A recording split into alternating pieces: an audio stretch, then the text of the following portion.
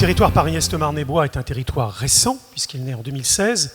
Pour autant, les histoires qu'il porte, elles sont anciennes, beaucoup plus anciennes, et la façon dont il se forme, elle est ancienne, on peut le remonter dans le temps. Il y a une première carte, alors ça c'est aujourd'hui, on va peut-être passer à la carte de Cassini éventuellement. Non. Alors, tant pis pour Cassini, ça c'est assez récent, on va la trouver. Tout ça pour dire qu'on peut dater du haut Moyen-Âge, très haut dans le temps, la formation du territoire Paris-Est-Marne-et-Bois, avec, eh bien, au fond, la formation d'un réseau de villages, un réseau de paroisses rurales qui se forment dès le haut Moyen-Âge. Au départ, ce sont de petites communautés villageoises à l'est de Paris, 200, 300, 400 habitants. Elles iront maximum jusqu'à même pas 1000 habitants à la fin de l'Ancien Régime. On vit on vit de la terre, on vit au rythme des champs. Voilà comment les choses. Alors, si nous avions la carte de Cassini, est-ce qu'on peut la retrouver ? Il faudra juste nous indiquer laquelle, puisqu'on a repris l'ordre des slides. Voilà, c'est celle-là. C'est celle-là. Voilà. Donc, on a une carte qui est du milieu du XVIIIe siècle, qui est centrée en grande partie sur ce qui est aujourd'hui le territoire Paris-Est-Marne-et-Bois. Et on découvre, parce que c'est des cartes anciennes assez parlantes, au travers des petites églises que vous voyez, eh bien, au fond, les villages qui se forment, et autour de l'église, les populations se polarisent. Voilà donc comment ce territoire se forme. Il en reste des traces importantes et des éléments importants aujourd'hui dans le territoire Paris-Est-Marne-et-Bois, au travers encore de fragments d'églises paroissiales ou d'églises paroissiales complètes. Aussi des réseaux de transport, des grands axes qui perdurent. Alors il y a un élément important qu'il faut avoir à l'esprit. Dans votre reportage tout à l'heure, vous donniez la parole aux citoyens en disant « et le château de Vincennes ». Alors il y a un élément qui est le XIIe siècle, qui est un élément important pour comprendre aussi l'histoire de ce territoire. Au XIIe siècle, on a un changement majeur. Les rois de France, on peut mettre un nom, c'est Philippe Auguste, on pourra parler de son père et de son grand-père, reprennent la main sur le pouvoir royal après une crise féodale assez importante. Ils se réassoient ainsi que, pour avoir un employé un terme anachronique, ainsi que leur service public à Paris. Et à partir du moment où le roi va davantage s'installer à Paris, il va retrouver Paris. Il va aussi aménager les environs et entre autres se réapproprier ou s'approprier le bois de Vincennes, dont il chasse les usagers, qu'il va se réapproprier, qu'il fait clore d'un mur de pierre, c'est rare, important, et dans lequel on va trouver, on va revenir un petit peu en avant, dans lequel on va trouver eh bien aussi un relais de chasse. Alors du même coup, ce château, alors dont vous avez ici une représentation, relais de chasse qui va devenir ensuite un lieu de pouvoir majeur avec des successeurs de Philippe Auguste. Et ce qu'il faut savoir, et là c'est intéressant, plus particulièrement notre territoire encore, c'est que autour de ce château, eh bien, on va avoir toute une série de satellites qui vont être créés. Alors on en avait comme Beauté-sur-Marne, comme Plaisance, à Nogent, mais aussi à Charenton, Conflans. Et voilà, donc cette polarisation et ces liens importants. Donc finalement, ce territoire, c'est une série de villages, et puis coexistent effectivement eh bien, des domaines royaux et aristocratiques. Voilà comment ils s'innervent et se forment.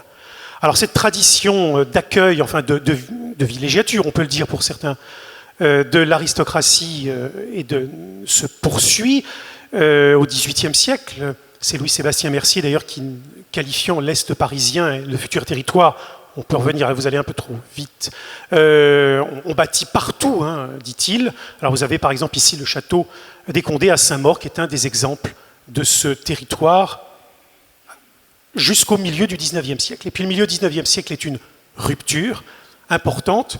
Alors une rupture qui se manifeste par l'arrivée du chemin de fer, entre autres, avec trois grandes lignes principales.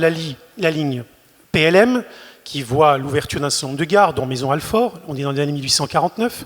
Une autre ligne nationale, qui est la ligne de l'Est, pour laquelle d'ailleurs vous voyez ici une des gares, qui vont desservir Nogent-le-Péreux et puis Villiers-sur-Marne. Et puis vous avez une autre ligne capitale, qui est une ligne cette fois-ci voulue par Napoléon III, qui est une ligne pour desservir la banlieue, qui est la ligne dite de la Bastille, et qui est véritablement, dont on lit encore le tracé évidemment aujourd'hui au travers du RER A, avec l'ouverture de toute une série de gares à Vincennes, Saint-Mandé, Fontenay et ici, vous avez par exemple l'exemple de Joinville.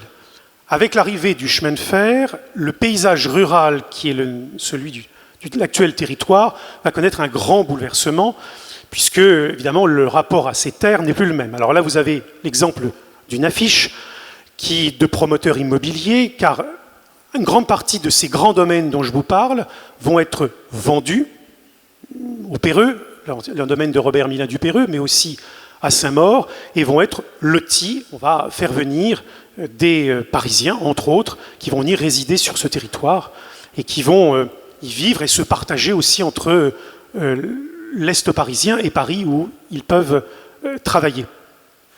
Alors là, vous avez une autre carte qui est une carte de lotissement.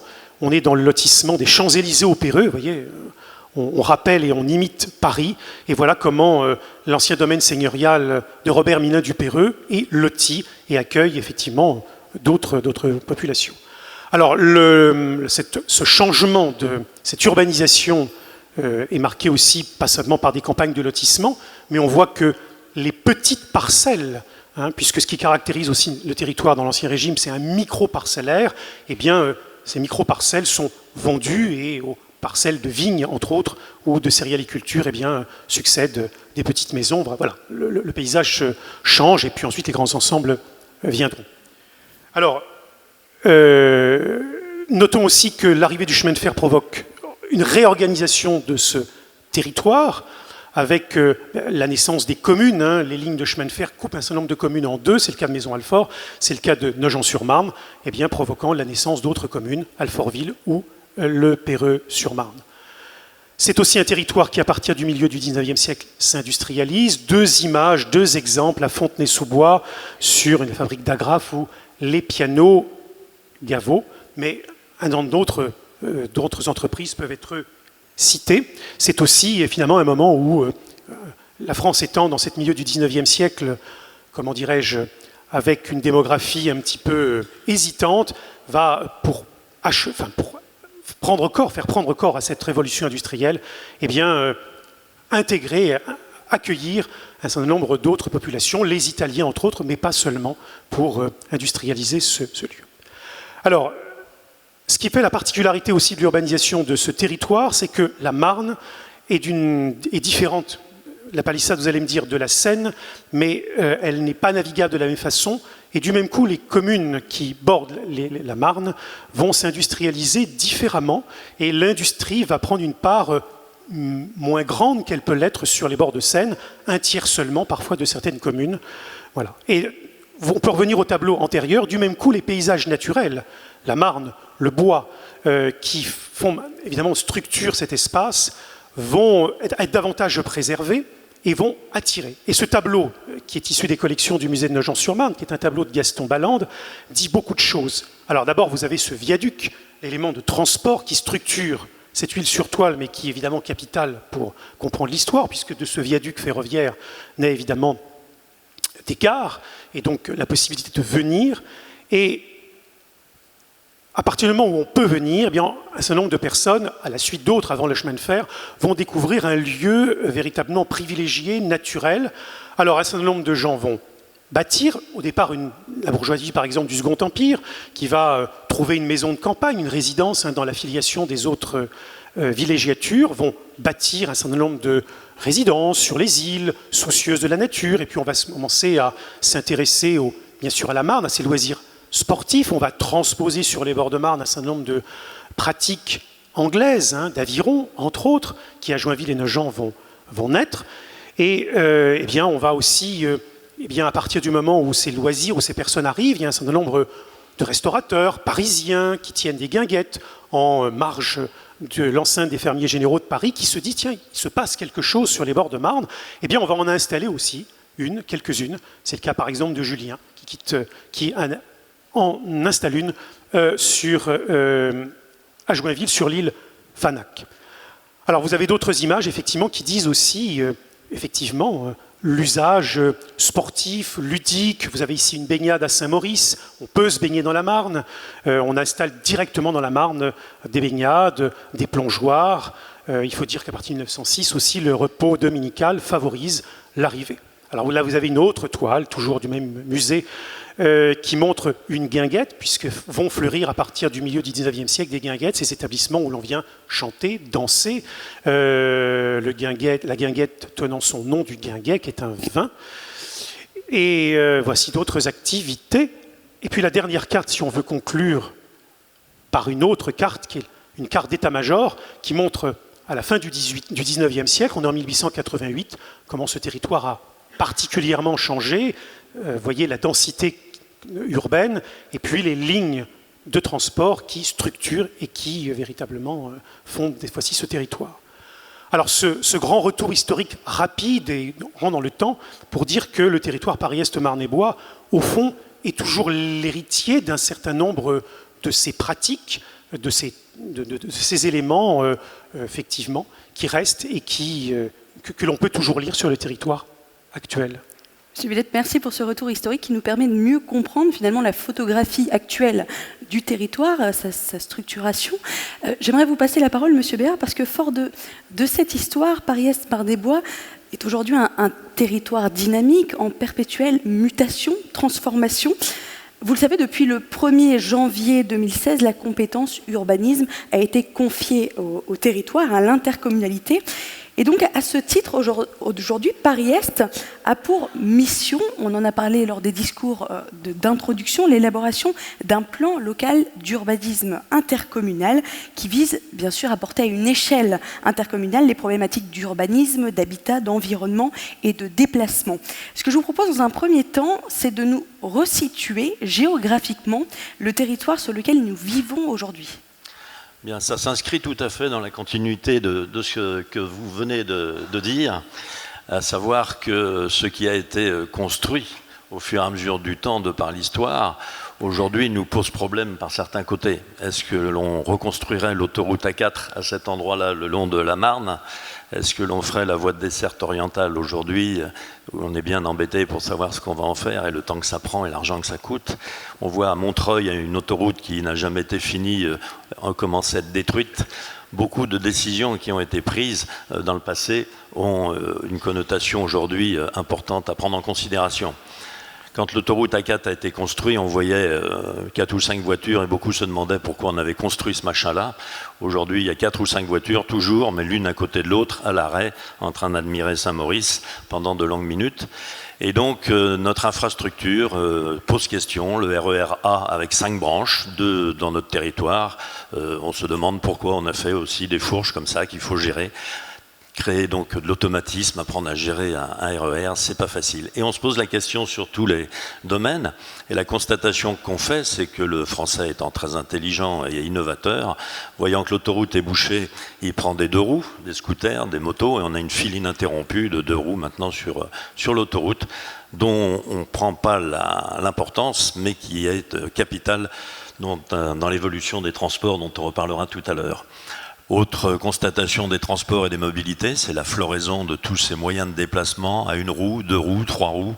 L'invention technologique n'a plus de limite, avec maintenant des dangers induits pour les piétons. Le piéton restant le meilleur moyen pour se déplacer. On aura toujours 2 pieds. Et donc on voit maintenant qu'on en est arrivé à traiter l'accidentologie liée à la technologie nouvelle qui vient sur les piétons. Et puis la Marne et la Seine ont été évoquées. Quelle utilisation faisons-nous avec ça pour les mobilités, des transports, de la baignade, du loisir, du passager, du tourisme? La question n'est pas résolue. Bref, le constat qu'on fait sur les mobilités aujourd'hui dans notre territoire, et qui débouchera peut-être sur notre question, je crois, sur l'évolution, fait qu'on a un territoire où il y a beaucoup de mobilité, mais qui pose beaucoup de questions. Donc, quelles sont naturellement les grandes évolutions qui doivent avoir lieu en termes de mobilité? On a parlé de nombreux défis à relever, notamment sur le maillage territorial au niveau des transports. Est-ce que vous pourriez nous donner un petit peu une vision de ces évolutions? C'est un sujet extrêmement compliqué. Tout le monde s'y intéresse en ce moment avec le Grand Paris Express, le Forum métropolitain sur l'avenir des autoroutes, etc., etc. Les questions de fond, c'est qui est-ce qui se déplace? La réponse est tout le monde. Pourquoi est-ce qu'on se déplace? Pas seulement pour aller à la Défense, pour aller à Paris pour travailler, mais tout le monde se déplace. On se déplace pour le tourisme, on se déplace pour les loisirs, on se déplace pour la culture, on se déplace pour la formation. Les seniors se déplacent énormément, les jeunes se déplacent énormément. Et comment on se déplace? On se déplace par tous les moyens. Et donc il faut envisager la totalité des problèmes à court, moyen et long terme pour résoudre ces questions, si on peut le faire. Et puis on ne peut plus répondre à cette question d'évolution si on se concentre sur notre territoire. Aujourd'hui, on sait que la majorité des déplacements en Île-de-France sont très courts. Ils sont très longs, mais ils sont très courts. Très courts en distance, très longs en temps. Et donc c'est ce problème-là qui est fondamental.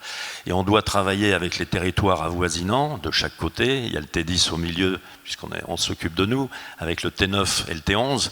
Et on a deux grands voisins, la Seine-et-Marne et la ville de Paris, avec lesquels la discussion est obligatoire, puisque tout ce que l'on fait en évolution sur notre territoire est à prendre en considération avec nos territoires voisins. On sait que Paris-Est Marne-et-Bois a déjà pris un engagement avec 1 500 000 € versés dans le cadre des travaux d'aménagement des futures gares du réseau Grand Paris-Est. Est-ce que vous pourriez nous donner une visibilité sur les projets et les échéances à venir ? Le président du département a parlé tout à l'heure de ce combat qui a eu lieu sur l'interopérabilité. C'est un pas important qui a été franchi.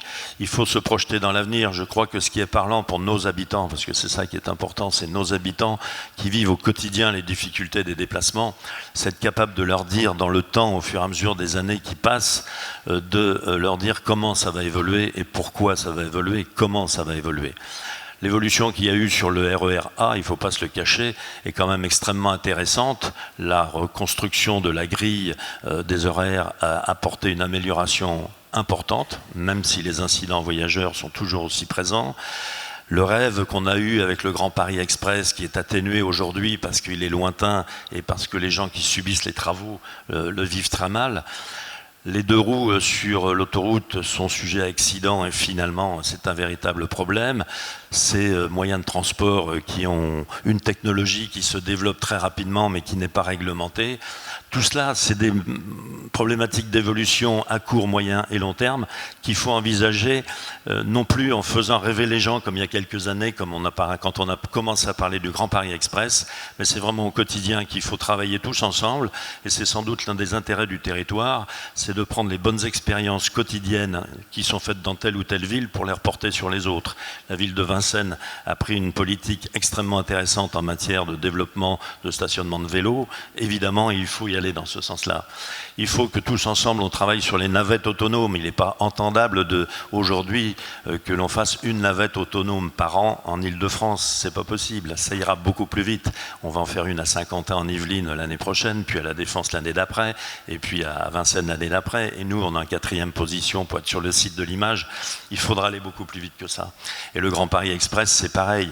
Très bien l'interopérabilité, mais après, il nous faut le schéma d'exploitation. Combien de temps je vais attendre mon métro sur le quai, si je suis à Brie-sur-Marne et que je veux aller à Orly, si je suis à Nogent et que je veux aller à Créteil, c'est ça qui intéresse les gens. Combien de temps je vais mettre? On n'a pas ce schéma d'exploitation pour l'instant. À mon avis, c'est ça les projets d'évolution. Donc de grands chantiers qui sont en cours. Merci Monsieur Spielbauer. Monsieur Béard, je me tourne vers vous parce qu'on le comprend, c'est un territoire qui bouge, qui est en pleine mutation. Est-ce que dans un premier temps, on pourrait comprendre la dynamique contemporaine du territoire en resituant géographiquement celui-ci sur lequel nous vivons? Oui, moi ce qui me frappe après la première présentation que vous avez faite, c'est que finalement quand on parle de ce territoire à l'échelle du Grand Paris et dans les mutations contemporaines, il faut bien dire que ce n'est pas à ce territoire qu'on va penser pour imaginer d'abord ce qui est en train de bouger. C'est-à-dire que moi je pense que les mots qui caractérisent, et ça a été dit par les uns et les autres, d'abord ce territoire, c'est d'une certaine manière permanence, ce que vous avez dit, la Marne, le bois, la qualité de vie, etc. Et puis, d'une certaine manière, discrétion. Discrétion, parce que dans les projets du Grand Paris, aujourd'hui, on va nous parler de la Seine-Saint-Denis, des territoires qui sont concernés par les Jeux Olympiques. Dans le Val-de-Marne, on va parler peut-être d'Ivry-Vitry, de Villejuif, etc. On ne va pas d'abord penser à ce territoire-là quand on pense aux mutations du Grand Paris. Et c'est pour ça que je vous ai mis cette carte, parce que cette carte, alors c'est un instantané, c'est 2017. C'est la production de logements dans le Grand Paris, tout confondu, pas simplement la métropole du Grand Paris, mais la région Île-de-France en réalité, en 2017. Et vous avez vu quel est le territoire record de la production de logements en 2017 à l'échelle de l'Île-de-France? Le vôtre. Je ne suis pas sûr que si je vous avais posé la question, vous auriez répondu cela. C'est le seul territoire, vous voyez, en brun foncé sur cette carte. Alors, c'est un instantané, c'est une photographie, c'est 2017. Pas sûr que ça continue comme ça. Mais pas sûr que ça soit l'inverse. Pourquoi ? Parce que ce territoire est fortement sous pression. Et qu'il a une capacité d'attraction résidentielle extrêmement diversifiée. Vous avez ici toutes les formes de production urbaine, de mutation urbaine, qu'on peut retrouver à l'échelle de l'Île-de-France. Vous avez la densification autour des gares existantes, ce qui s'est fait ces dernières années à Nogent et à Joinville. Vous avez la relance des centres-villes de première couronne, par exemple encore Nogent et Joinville. Vous avez les futures gares. Les gares, dans les gares existantes, j'ai oublié évidemment Fontenay, mais dans les futures gares, Briville et Champigny, etc., vous avez les grands projets du Grand Paris, d'une certaine manière. Il y a quand même VDO, Briville et Champigny, qui est un projet majeur, le président Favier le rappelait, le projet de Charenton. Vous avez, même si on a peu, les quartiers de renouvellement urbain, hein, et vous avez aussi, et j'insisterai là-dessus, toutes les mutations diffuses liées à la pression du marché immobilier. Regardez dans toutes vos communes ce qui est en train de se passer. Je pense, alors il y en a une qui est extrêmement frappante, parce que c'est là que, à mon avis, ça se presse le plus, c'est Champigny, mais c'est tout ce qui se passe en termes de regroupement de parcelles, et donc de petits collectifs de 3-4 étages un peu partout dans le tissu urbain constitué. Vous avez à l'inverse toutes les divisions de parcelles et la densification du tissu pavillonnaire, et il me semble que c'est tous ces processus à la fois qui donnent le résultat de cette carte-là. Et donc, je pense que vous êtes un des territoires qui bouge et qui va bouger le plus dans le Grand Paris. C'est pas fini, parce que si on montre après les petites images que j'avais préparées, ça c'est le réseau de transport en arrêtant de regarder que le Grand Paris Express. Parce que ce qu'il faut regarder, c'est pas le Grand Paris Express, c'est comment il vient s'articuler avec l'existant. Et si on regarde ça, et vous voyez, en comparant Saclay, la vallée de la Bièvre, ici, et la Seine-Saint-Denis, et si on zoome ensuite, la carte suivante, on se rend compte que, vous voyez ça, c'est les petits cercles blancs, c'est 10 minutes à pied d'une station de transport en commun. Et quand vous regardez, eh bien, quel est le territoire qui va être le plus densément maillé par une accessibilité piétonne au transport en commun? C'est vous. C'est-à-dire que la mutation la plus forte, le fait d'ajouter, je veux dire, une rocade à des radiales, c'est ici que ça va produire les effets de transformation les plus forts. Vous voyez, on avait appelé ça le cluster des gares, là, mais en fait c'est Paris-Est, Marne-et-Bois. Hein.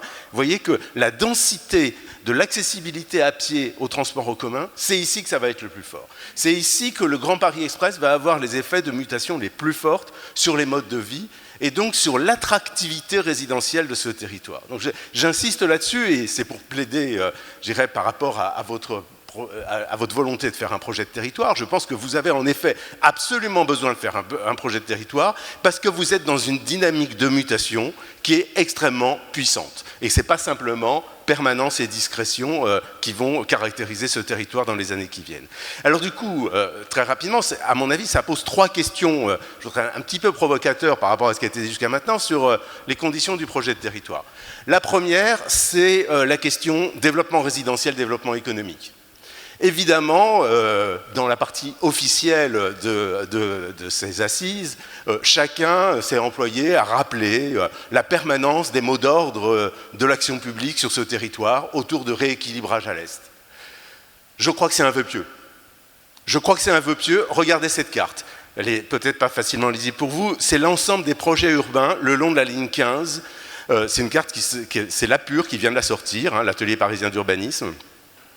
En vert, la taille des cercles, c'est la programmation des projets urbains. En vert, c'est ce qui est effectivement engagé. En rouge, c'est ce qu'on va peut-être faire un jour. Et vous voyez que ça suit extrêmement clairement de l'ouest à l'est. C'est-à-dire que le métro du Grand Paris, et il y avait un article dans Le Monde hier soir qui le disait explicitement, et toutes les études le prouvent, le métro du Grand Paris ne va pas rééquilibrer l'activité économique vers l'est de la région parisienne. C'est une illusion de penser ça. Les mécanismes de marché de polarisation de l'activité économique à l'ouest et le long du périphérique, avec quelques excroissances sur la plaine Saint-Denis, autour du canal de l'Ourcq, etc., sont des dynamiques qui vont au moins durer dans les 10 à 15 ans qui viennent. Et donc, du coup, la question, c'est pas d'abandonner, je dirais, tout projet de développement économique sur ce territoire. C'est pas du tout ce que je dis. Et tant mieux qu'il y a un certain nombre de projets comme autour de l'ex-VDO, etc. Mais c'est qu'il faut se poser la question de la nature de l'activité économique sur ce territoire dans des termes qui ne sont pas ceux de l'Ouest. Vous n'aurez pas ici une activité en termes de bureaux, etc., comme vous l'avez le long du périphérique, alors peut-être à Charenton, hein, mais pas ailleurs, pas à l'échelle de ce territoire. Donc quelle est la nature de l'activité économique et quelle est la nature des modes de vie de vos habitants sur ce territoire? Est-ce qu'on peut simplement faire, comme on dit depuis 50 ans, rééquilibrage à l'Est? Vous savez, comme disait De Gaulle à propos de l'Europe, hein, l'Europe, rééquilibrage à l'Est, rééquilibrage à l'Est, rééquilibrage à l'Est. Est-ce que c'est ça qui va fonder votre projet de territoire ou est-ce que vous vous posez la question de manière un peu plus réaliste, un peu plus pragmatique? La deuxième question, c'est la question de la mixité sociale.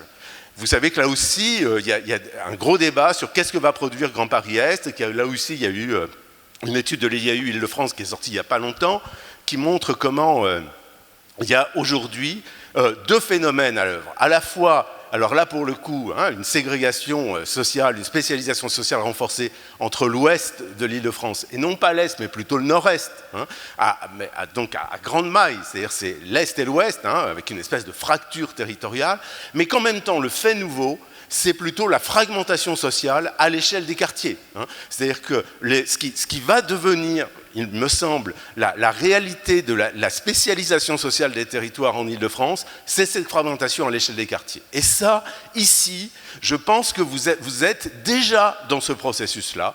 Quand on regarde ce qui a été cité sur les quartiers politiques de la ville, à Saint-Maur, à Champigny, etc., je pense qu'on va être de plus en plus dans des poches de logement social avec une très grande fractalisation, si on peut dire, de la répartition sociale des populations sur ce territoire. Ça pose des questions de cohabitation, de mode de vie, de services, de solidarité, qui sont des questions nouvelles. Et je pense que là, vous avez aussi un chantier commun sur ce territoire à penser la mixité, non pas dans les termes traditionnels, simplement l'Est et l'Ouest, la fracture, le logement social, etc., mais une diversification des situations sociales au sein même de vos communes, quartier par quartier. Et puis la troisième question, c'est que je pense que dans ce système de maillage d'interdépendance à l'échelle de l'Île-de-France qui est en train de se jouer, ce territoire, le maire de Saint-Maur disait tout à l'heure, à propos de Saint-Maur, il faut arrêter de dire que Saint-Maur est une île, etc. Je pense que le projet de territoire de Marne-et-Bois doit se dire que vous n'êtes pas une île. Vous êtes un territoire qui est de plus en plus intégré au sein de l'Île-de-France, qui est de plus en plus interdépendant, avec Paris d'un côté, ça c'est historique, mais aussi, et le président Jacques J. Martin le rappelait, avec ce qu'il y a de l'autre côté. De l'autre côté, alors moi il se trouve que je suis universitaire enseignant à la Cité des Cartes, à Marne-la-Vallée, mais on le voit tous les jours. Hein, c'est-à-dire que regardez comment l'autoroute A4 dont vous parlez est aujourd'hui remplie dans les deux sens, et pas simplement dans un sens le soir et dans l'autre sens le matin. C'est-à-dire que vous êtes aujourd'hui dans un territoire traversé où vos populations vivent d'un côté et de l'autre dans leur mode de vie. Et donc je pense que la question de votre projet de territoire, c'est la question des alliances territoriales avec Paris, avec Marne-la-Vallée, avec ce qui se passe de l'autre côté de la Marne et de la Seine. Et là, on est, je pense, sur quelque chose qui est complètement à défricher. Je pense que Nicolas Portier en parlera tout à l'heure, mais c'est dans toutes les grandes agglomérations en France, cette question-là se pose. Cette question de la coopération territoriale horizontale entre territoires. Le Grand Paris est le territoire français le plus en retard sur cette question-là. C'est-à-dire qu'on a été obsédé, vous avez été obsédé par la question du mécano-institutionnel, c'est-à-dire des empilements verticaux. Quel est votre rapport à la métropole du Grand Paris, à la région Île-de-France, etc. Je pense que la question aujourd'hui, ce n'est pas la question verticale, c'est la question horizontale des relations et des coopérations entre les territoires, et c'est un véritable chantier pour vous. Voilà, il me semble, les trois questions que je voulais vous poser. Hein. La question du rééquilibrage à l'Est et de la place de l'économie sur ce territoire, les nouvelles formes de la mixité sociale et ce que ça pose comme question en termes de services, et la question des coopérations territoriales. Nous évoquerons d'ailleurs ces sujets sur la troisième table ronde avec le projet d'entreprise. Projet de territoire, pardon. Merci à vous trois. Je vous propose tout de suite une courte pause de 15 minutes pour vous rafraîchir et nous nous retrouvons pour la suite de cette réunion. Merci.